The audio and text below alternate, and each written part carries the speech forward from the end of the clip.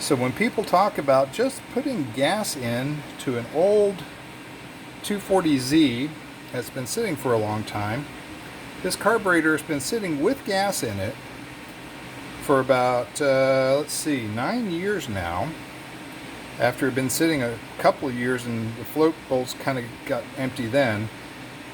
The other float bowl was kind of just dirty and flaky. I've cleaned out some of the mess, but you can see it's kind of just dirty down inside there. This one's just got some tarry, varnishy gunk in there that I'm going to be cleaning out very soon. So just wanted to get a good video of that when people just think, oh, I'll just get some new gas and go ahead and fire that puppy up.